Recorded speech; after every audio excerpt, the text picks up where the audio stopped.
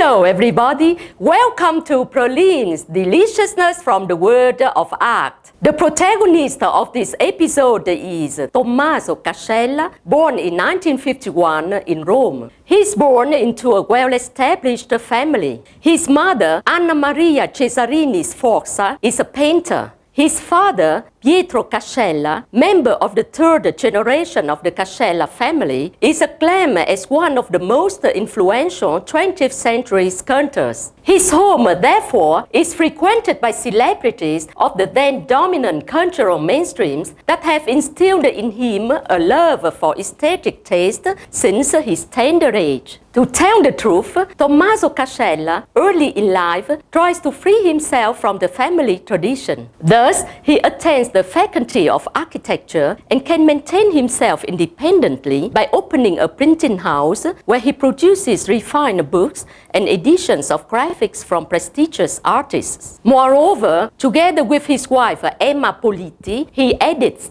Cervo Volante, a magazine of art and literature curated by Achille Bonito Oliva and Edoardo Sanguinetti. Yet, over those years, he begins to manifest a great interest in painting. In 1983, his magazine ceases its publication with a number dedicated to the New Roman School, which was founded at the former pasta factory Cerere in Via degli Ausoni. This is arguably the turning point in his career. He decides to engage himself in artistic creation. Soon, he achieves a stunning success. His works are widely requested by a large number of gallery owners. Taking inspiration from the manifesto of Balla and De Pero on the futurist reconstruction of the universe, Tommaso Cascella delves deep into the idea that art should be concrete, should be embodied in daily life. This concept also assumes a political aspect. The artist, first and foremost, should be a promoter of beauty, and beauty should be pervasive, should be woven into the fabric of daily life.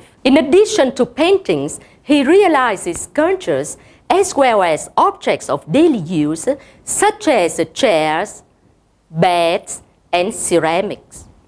In the meanwhile, the ideas on how to carve out his personal style are getting clearer and clearer. For example, visiting the Etruscan museums, Tommaso Cascella notices that some artifacts have a modern aspect, and that an ancient painting can convey as many emotions as its contemporary counterpart. Tommaso Cascella understands that man is always the same. Man can improve his technique, but his fundamental characteristics remain unchanged over the millennia. Art, as an expression of the soul, can be considered to be the mirror of all times of the immutability of human nature. All art, therefore, is contemporary. Another core of his art is that all that exists comes from the same origin, which is associated to the one stated by Plotinus, the universal principle that identifies itself with the concepts of good and of beauty. Through the contemplation of beauty, man searches to reach a timeless dimension that involves all the universe. With this thought in mind, the artist considers his artworks to be fragments of an immense painting, portions of an infinite landscape that extends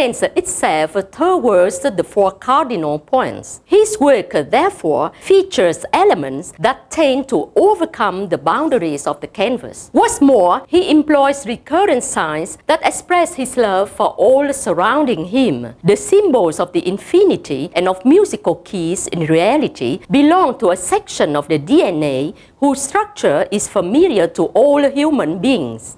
In his work, number one sometimes appears upside down. A zealous poetry reader, Tommaso Cascella gives his artworks titles taken from poems, firmly believing that there may exist an ambience where art and poetry can get intersected. Thus, bound for the same direction. His paintings are primarily based on tonal variations of the same color. In the work in question, the color is blue. He uses charcoals to make signs alike to those of cave writing. They perfectly respond to the materials he adopts, namely the mixture of sand and pigments that absorbs light. It's a splendid artwork that draws us to a contemplative and reflective realm. In the end, Tommaso Cascella wants to voice his belief that the artist should assume the role of a shaman. Through beauty, he can erase the horrors, the egoism, the absurd massacre from this world. Art, in fact,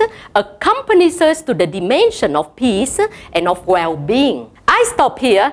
Thank you for listening. Don't miss the next episode of Pralines, Deliciousness from the World of Art.